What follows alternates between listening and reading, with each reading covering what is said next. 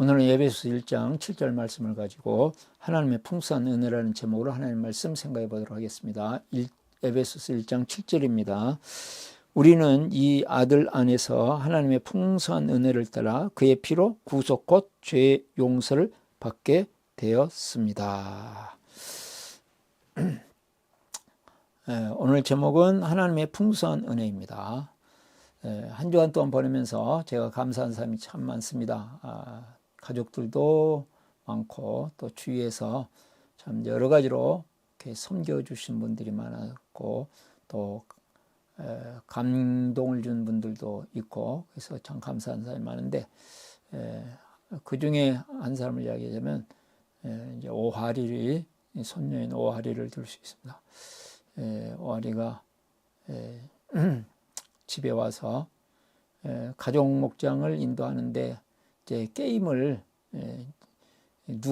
그전에는 배운 것을 가지고 게임을 했습니다. 근데 이번에는 누구에게 배운 것도 아닌데 본인이 개발을 해가지고 재밌게 게임을 하고 그러고 나서 또 감사 나누고 기도하고 이런 일들을 할 수 있도록 먼저 이렇게 즐겁게 함께 온 가족들이 게임을 할 수 있도록 이렇게 개발을 해서 하는 모습을 보면서 참 많이 성장했다 하는 그 할아버지로서의 그 뿌듯함이 있었습니다. 누구든지 이렇게 성장해 가면 하나님께서 우리를 보시면서 이렇게 뿌듯한 마음이 드시고 또한 사람들 역시 우리가 그리스도 예수 안에서 성숙해 갈 때 뿌듯한 마음이 들으라고 생각합니다. 오늘 제목 다시 한번 하나님의 풍성한 은혜입니다. 하나님은 의로우신 분이십니다. 그렇기 때문에 순종하는 사람, 헌신하는 사람, 매우 올바르게 사는 사람, 근면한 사람들에게 은혜를 베풀어 주셔야 이제 당연한 거 아니겠습니까? 그런데 우리가 오늘 말씀을 보면 죄인들에게 하나님께서 좋은 선물을 주신다 이렇게 말씀합니다. 이거는 이치에 맞는 것이 아니지 않을까요? 이게 이치에 맞을까요? 정말 왜 하나님께서는 이 죄인들에게 은혜를 베풀어 주실까요? 이 좋은 은혜를 왜 죄인들에게 베풀어 주실까요? 그것에 대한 답을 또 오늘 말씀을 통해서 찾아보도록 하겠습니다. 오늘 말씀의 주제는 하나님의 은혜는 용서이다. 하나님의 은혜는 용서이다. 하나님의 은혜는 죄 용서이다. 하나님의 은혜는 죄 용서이다가 되겠습니다. 제가 이제 이렇게 설교를 듣고 은혜 받았다고 하는 사람들을 만나보면 보통 두 가지 때문에 은혜를 받는다고 합니다. 하나는 감동을 받다 그 말이죠. 참 그 성경 내용을 이렇게 참 신기하게 자기가 예상치 못했던 방법으로 이렇게 풀어서 설명하는 것을 보고 보통 감동을 받습니다. 그것을 은혜라고 이야기합니다.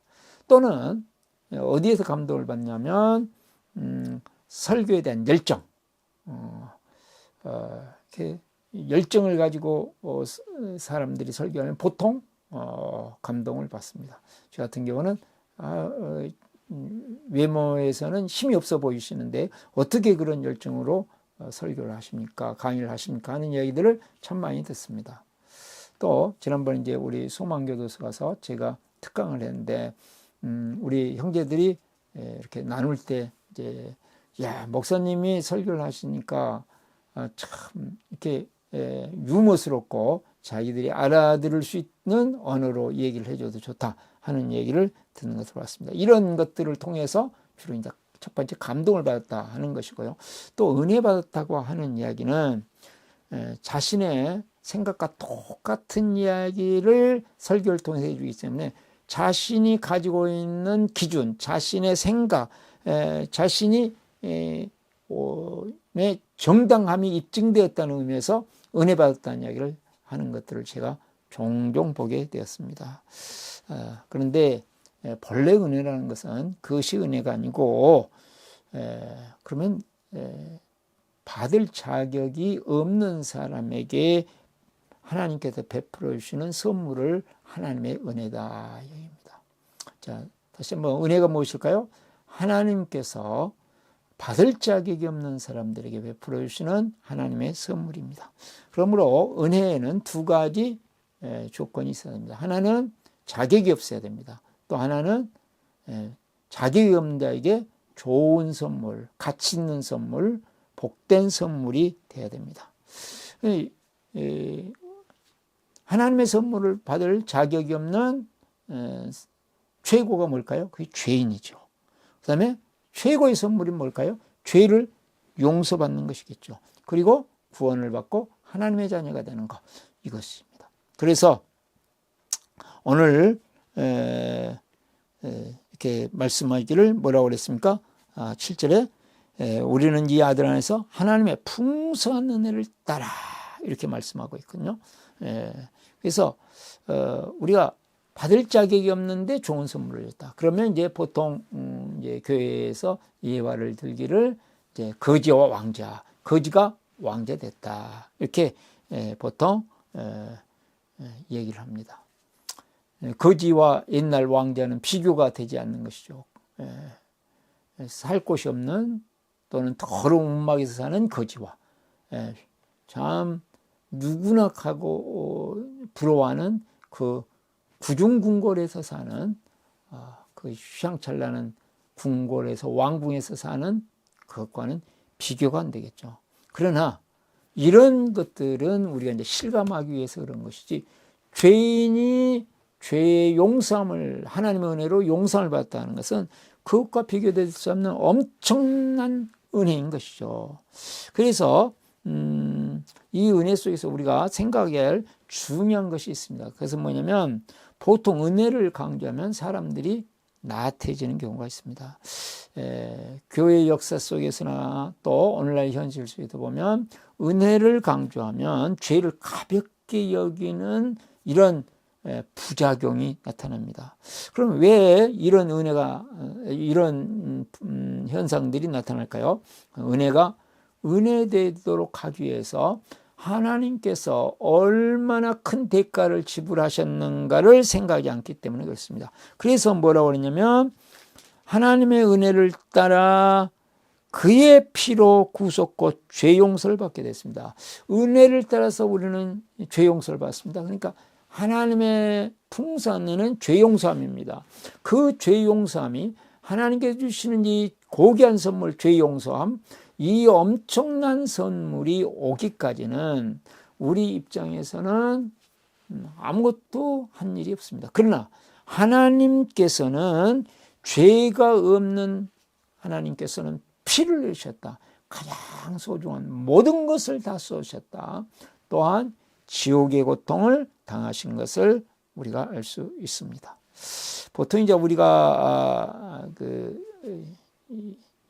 어려웠다가 그다음에 이제 산업화가 되면서 이제 점점 나라가 발전해 갈 때에 보면, 이제 그때 당시에는 한 집에 뭐 6명, 8명 이렇게 자녀들이 10명 이렇게 많았습니다. 그러면서 보통 이제 첫째 이제 누님 같은 경우는 이제 공장에 가서 일하면서 동생들을 가르칩니다. 본인은 정말 뼈 빠지게 일을 하고 먹지도 못하고 잠도 못 자면서 그렇게 일하면서 이제 동생들을 학교 보내주고 출세시키고, 이런 일들이 우리나라에 참 제가 어렸을 때만 해도 상당히 많았습니다. 누나의 희생을 통해서 자녀들이, 이렇게 동생들이 이렇게 복을 누리는 것이죠. 그런데 우리 하나님께서 지금 죄를 용서하기 위해서, 우리에게 은혜를 베푸셔서 죄를 용서하기 위해서 베푸신 그것은 이런 것과는 비교가 되지 않는 희생이 있다는 것이다. 하나님께서는, 하나님의 아들 예수님께서는 엄청난 희생을 통하여 우리에게 이 구원을 주신 거다. 그러므로 죄 용서를 주셨다. 그러므로 정말로 죄 용서의 은혜를 진실로 믿는다면, 마음으로 믿는다면, 마음으로 믿는 거 아닙니까? 그러니까 정말로 마음으로 믿는다면 감사함으로 자기를 부인하고 예수님과 함께 이 생명의 길을 가는 것은 당연한 일이 되겠습니다. 그래서 7절 말씀을 보시면 우리는 이 아들 안에서, 이 아들은 6절에 하나님께서 사랑하시는 아들입니다. 하나님께서는 이 아들을 투자하셔서, 이 아들을 버리셔서, 이 아들을 희생시키시면서 죄에서 우리를 구해내신 것입니다. 그러니까 이게 얼마나 큰 은혜입니까? 이 은혜가 정말로 마음에 있다면, 가슴에 임했다면 그는 감사하면서 하나님을 향하여 이 십자가의 은혜에 따르는 삶을, 부활의 생명과 능력과 영광을 추구하는 삶을 살아야 마땅하지 않습니까? 그래서 이처럼 하나님께서 엄청난 대가를 치르고 우리로 하여금 죄 용서함 받게 한 것을 뭐라고 그랬어요? 하나님의 풍성한 은혜를 따라. 그것이 무엇이라고요? 죄 용서함을 받은 것이고 그것이 은혜이다.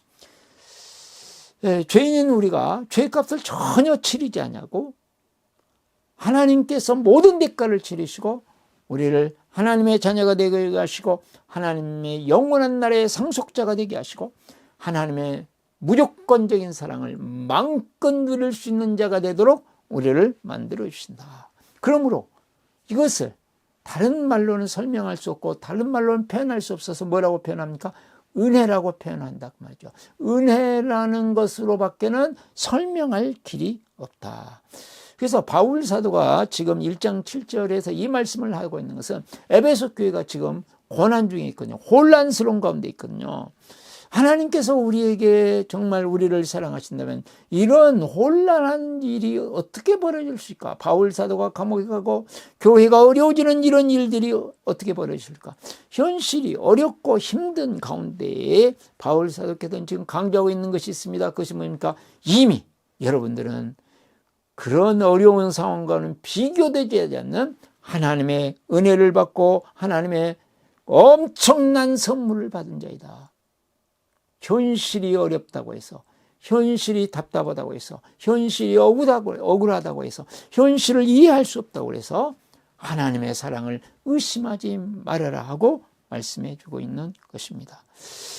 그러므로 우리는 어떤 상황 속에서도 하나님의 이 풍성한 은혜를 묵상하면서 하나님의 은혜를 찬양하고 하나님의 은혜를 감사하고 감격하며 사는 것이 마땅하다는 말씀입니다. 그래서 우리가 하나님의 은혜를 감사하고 하나님의 은혜를 찬양할 때 어떤 일이 벌어질까요? 어둠의 세력이 떠나고 우리 마음 가운데 기쁨과 평강이 강물처럼 몰려오고 부활의 생명과 능력과 영광이 나타납니다. 그리고 영원한 하나님 나라에 대한 기대감으로 충만해져서 이 땅에서 세상을 정복하는 자의 삶을, 이 세상에 하나님의 영광을 드러내고 하나님의 나라를 보여주는 삶을 살 수 있다 하는 말씀입니다. 그것이 1장 이제 18절 19절에 나옵니다. 여러분의 마음의 눈을 밝혀주셔서 하나님의 부르심에 속한 소망이 무엇이며 성도들에게 베푸신 하나님의 영광스러운 상속이 얼마나 풍성한지 여러분이 알게 되기를 바랍니다. 또한 믿는 사람들인 우리에게 강한 힘으로 활동하시는 하나님의 능력이 얼마나 엄청나게 큰지를 여러분이 알기를 바랍니다. 이 은혜를 깨달을 때 하나님의 영광스러운 나라의 상속자이고 또한 우리 안에 부활의 생명과 능력과 영광이 와 있는 것을 찬양하게 되고 23절만 교회는 그리스도의 몸이요 만물에서 만물을 충만하게 하시는 분의 충만합니다. 이런 것들을 통해서 세상을 정복하고 하나님의 나라를 이루어가고 세워갈 수 있는 그런 하나님의 사람들이 된다. 그러므로 이 어렵고 캄캄한 현실 속에서 절망적인 현실 속에서 하나님의 베풀어 주신 은혜를 안다면 우리는 우리의 영광스러운 미래를 기대하면서 오늘도 우리가 걸어가야 될 이 생명의 길을 감사함으로 걸어갈 수 있다. 이것이 신앙생활이다 하는 말씀이 되겠습니다. 제가 지난 주일에 좋은 이웃교회를 방문했습니다. 이렇게 많은 숫자가 모이지 않는 교회였지만 참 가서 목사님이 차량 운행하시고 뭐 다 준비하시고 또 목사님 또 사모님이 찬양 인도하시고 자녀들이 찬양 다니고 반주하고 다 온 가족이 뭐 모든 걸 다 맡아서 할 정도로 연약한 교회였습니다. 그럼에도 불구하고 참 하나님의 은혜가 충만했고 또 오후에 이렇게 특강을 하고 했는데 참 하나님께서 교회에 대한 놀라운 소망을 이렇게 주신 걸 봤어요. 목사님 자녀들이 참 밝고 이 어려운 환경 속에서 참 오랫동안 살았는데 지금 초등학생, 중학생, 고등학생 이렇게 4명의 자녀가 있었는데 전부 마음들이 밝고 기쁨으로 참여하고 이런 걸 볼 때 야 정말 좋은 이웃교회가 소망이 있구나, 하나님의 은혜가 있구나 하는 것을 제가 느꼈습니다. 앞으로 하나님께서 크신 은혜를 부어주실 것 같은 소망이 넘쳤습니다. 그럼 우리가 어떻게 죄 용서의 은혜를 가슴에 안고 자유를 즐기면서 살 수 있을까? 첫 번째, 율법주의 사고방식을 복음적인 사고방식으로 바꿉니다. 우리의 사고방식이 바뀌어야 된다는 것이죠. 하나님의 풍성한 은혜를 따라 자격이 전혀 없는 자에게 하나님께서 놀라운 선물을 주셨다. 그러면 나도 죄로 말미암아서 이 죄를 하나님의 은혜로 해결받았고 다른 사람들도 다 부족하지만 하나님이 보실 때는 말할 수 없이 부족하잖아요. 우리 사람들이 볼 때도 참 단점들이 많다고 할지라도 참 마땅치 않은 것들이만 있다 할지라도 이미 그 죄를 위해서 예수님은 십자가에서 완전히 해결해 주셨다. 은혜로 완전히 해결해 주셨다. 그러므로 나를 바라보는 시각도 복음적인 것으로 다른 사람을 바라보는 것도 복음적인 것으로 율법이나 도덕이 아니고요. 그러므로 이 복음적인 사고방식을 갖는 것, 이것이 우리의 신앙생활에 정말로 중요한데 이것을 가로막는 것이 있습니다. 그것이 뭡니까? 율법주의입니다. 공로주의입니다. 자신의 어떤 공로로 도덕적인 삶으로 하나님의 자녀가 되고 하나님의 무엇인가를 얻어낼 수 있다고 착각하는 것입니다. 그래서 모든 것을 옳고 그름 선과 악으로만 막 보는 것이죠. 그 안에 있는 은혜를 보지 마라. 나에게 있는 은혜를 보고 다른 사람 안에 있는 하나님의 은혜를 보고 거기에서 감사하고 앞으로 이 은혜로 말미암아서 놀랍게 변화될 것을 기대하면서 서로가 부족한 것들을 섬겨주며 사는 것이 아니라 지적하고 정지하고 그런 삶으로 살아가는 것. 이게 지금 율법주의 아닙니까? 그 율법주의의 깊은 내면을 가서 들어가 보면 이런 율법주의에 빠지기 쉬운 사람들 안에 주로 가지고 있는 게 있습니다. 그것이 무엇일까요? 수치심입니다. 수치심이 많은 사람들이 율법주의에 빠지기가 참 쉽습니다. 그래서 수치심이 많은 사람들은 은혜를 받아들이기가 쉽지가 않습니다. 은혜가 잘 임하지를 않습니다. 왜냐하면 자기가 어떤 대가를, 수치심이 있기 때문에 자기가 그럴듯한 뭔가를 대가를 치러줘야 된다고 생각합니다. 그래서 은혜로 무엇인가를 그냥 받으라고 그러면 수치심이 발동을 해가지고 자기를 무시한다고 생각하고 자기를 우습게 여기고 내가 거진 줄 아느냐 이렇게 생각합니다. 그래서 이렇게 그냥 섬김받는 걸 매우 힘들어합니다. 그러면 사람들이 율법주의, 도덕주의를 극복하기 어려운 이유가 무엇일까요? 사람들은 대부분이 무의식 속에서 나는 옳은 사람이라고 하는 생각을 가지고 삽니다. 이제 누가 봐도 이렇게 참 어둠의 사람이다 할 수 있는 사람도 여러분 그렇게 대화를 보면 말로는 저는 나쁜 사람이에요, 악한 사람이에요 그러지만 실제적으로 깊이 들어가서 보면 자기 의로 가득합니다. 다 나쁜 놈입니다. 세상이 더 나쁜 놈입니다. 어둠의 사람일수록 훨씬 세상을 어두운 눈으로 보기 때문에 다 나쁜 사람들로 가득 차 있다고 말합니다. 이렇게 또 한쪽 면은 은혜를 강조하면 죄를 아무렇지는 않게 생각하지 않을까요? 또 그런 사람들이 우리 주위에 많기 때문에 우리가 그래서 은혜가 아닌 뭔가 우리가 그 은혜에다가 뭘 더해야 될 것처럼 생각하고, 죄를 지으면 벌을 받는다, 그렇게 해야 되지 않을까요? 죄를 지으면 천국에 못 간다, 이런 말을 해야 되지 않을까, 이런 생각을 합니다. 또 실컷 세상에서 죄를 짓다가 주일날 와가지고 예배당에서 주님 잘못했습니다, 그걸로 그냥 하나 딱 끝낸다, 이게 올바른 것인가요? 라고 생각할 수 있습니다. 그러나 정말로 예수님의 피로 구원함을 받고 예수님의 피로 죄 용서함을 받았다고 하는 삶은 이런 삶이 아니죠. 이런 것은 진실로 예수님으로 말미암는 구원받았고 죄 용서받은 것에 대한 것이 실제로는 없는 것이죠. 우리가 살다 보면 죄가 우리의 삶에 하루에도 수없이 있습니다. 그 죄를 가지고 정말로 이 십자가의 은혜로 구원을 얻은 것을 알고 죄 용서함 받은 것을 아는 자는 그 죄를 가지고 십자가 밑으로 나갑니다. 이 죄 때문에 나는 지옥의 고통을 받았어야 마땅합니다. 그리고 지옥의 고통을 보고 다시 그 모든 죄를 해결해 주시고 십자가에서 모든 죄를 씻어주신 주님을 감사하고 찬양합니다. 자, 이런 삶이 될 때 우리는 십자가의 은혜 때문에, 내 마음에 쌓인 십자가의 은혜 때문에 죄를 하나씩 이기며 살아갈 수 있는 능력이 생겨요. 그래서 죄를 극복해내는 것이죠. 그렇지 않냐고 율법적인 사고방식으로 그럴듯하니 나름대로 올바르게 행한다 그러면서 율법주의, 수치심에서 우러나오는 이런 도덕주의 속에서 살다 보면 점점 우리의 사고방식이 비판적으로 바뀝니다. 부정적으로 바뀝니다.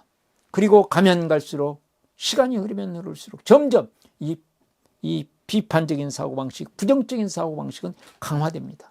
그러면서 십자가의 은혜는 간 곳 없이 사라져버립니다. 그냥 처음 예수님 믿을 때나 필요하지 실제적인 삶에는 전혀 필요 없는 것이 되고 맙니다. 이렇게 될 때 또한 사람과의 관계에서도 부정적이고 비판적이기 때문에 오래가지 못합니다. 처음에는 어느 정도 사이가 좋을 수도 있어요. 같이 비판적인 사람들끼리.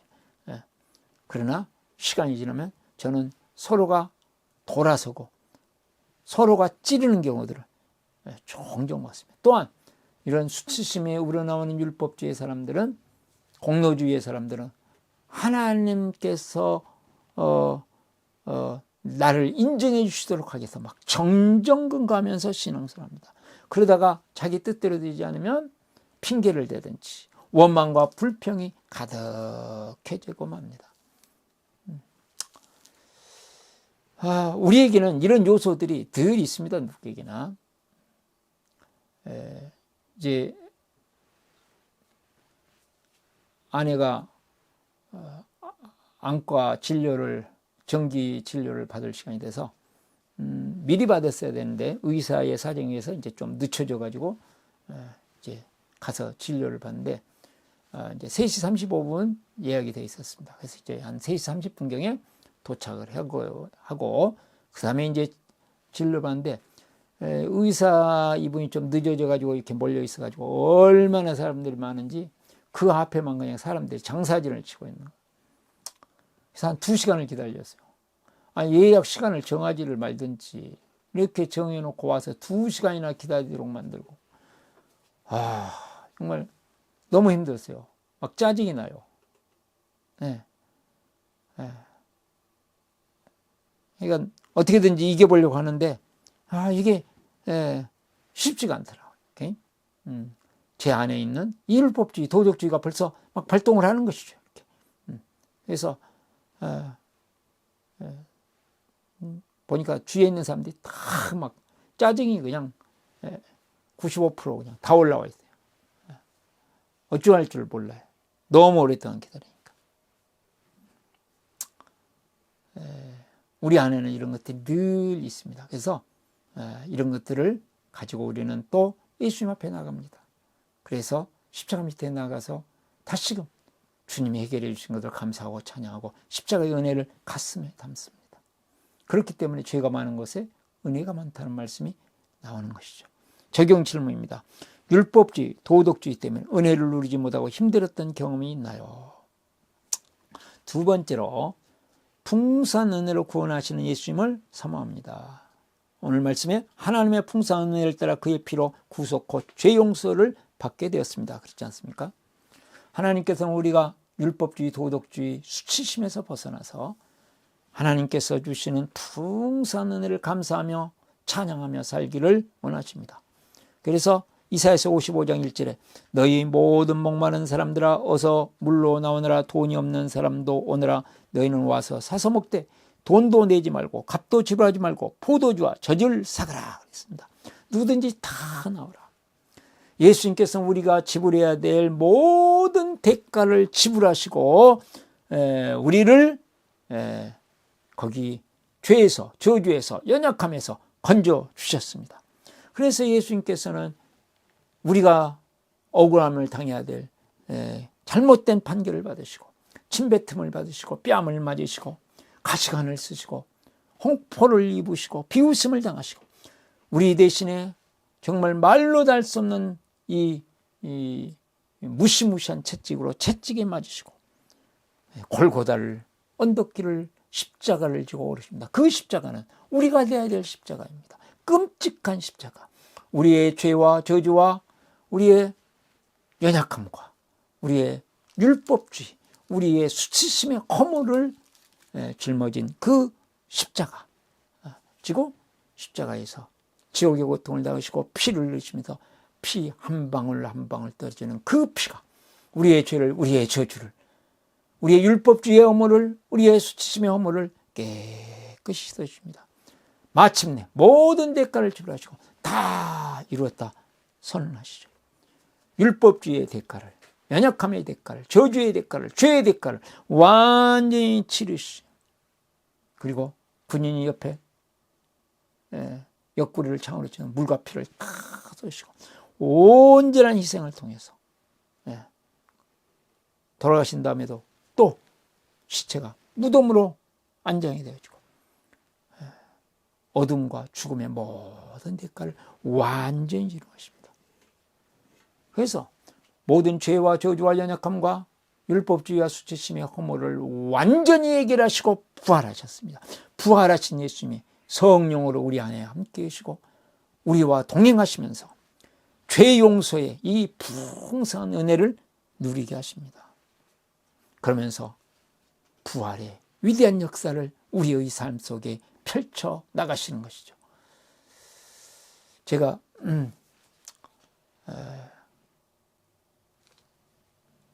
우리 신앙생활에서 복음으로 말미암는 기쁨, 복음으로 말미암는 감격, 이 은혜로 말미암는 감사와 감격을 가지고 신앙생활을 하고 순종을 하고 헌신을 하고 살아야 된다.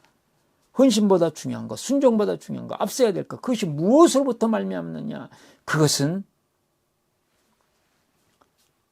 십자가의 은혜, 이 복음으로 말미암는 기쁨과 감격, 이것이 원동력이 돼야 된다 하는 것을 이제 설교로 해서 복음주의 적용형 설교, 이것을 하느라고 또 복음으로의 초대, 이런 상공부 다양하게 지금 만들고 있습니다. 그런데 마침 이것을 알아주시는 교수님이 나타나셨습니다. 우리 김수영 교수님께서 이건 정말로 있어야 된다. 그래가지고 또 우리 홍인 교수님까지 이렇게 말씀을 하셔가지고 홍 교수님 바쁜 일이 있으셔가지고 이 설교 세미나에 참석하기가 좀 어려운 일이 있으신가요? 그랬더니 우리 김수영 교수님께서 이거는 한국교회를 살리는 일입니다. 막 그러시면서 오셔가지고 같이 평가도 해주시고 격려도 해주시고 그래야 될 거 아닙니까? 강권을 하셔서 이렇게 날짜를 잡고 설교 세미나를 하기로 했습니다. 제 마음속에 생각되어지는 것은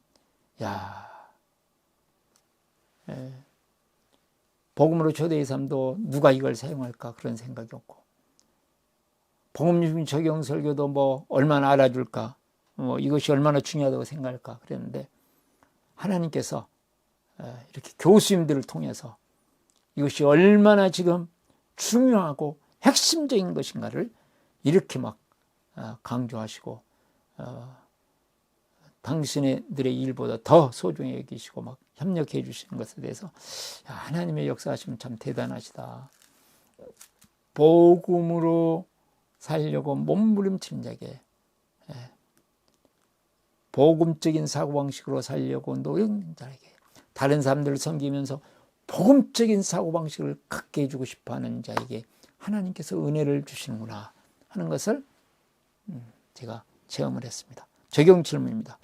예수님을 사모하여 일주일 동안 예수님을 몇 번이나 부르실 것인가요? 세 번째로 우리가 정말 죄 용서함의 은혜를 가지고 승리하는 삶을 살기 위해서는 수치심이 많은 사람에게 은혜의 통로가 되어줍니다. 수치심이 많은 사람, 이 아들 안에서 예수님 안에서 이 신령한 복이 있고 죄 용서가 있습니다.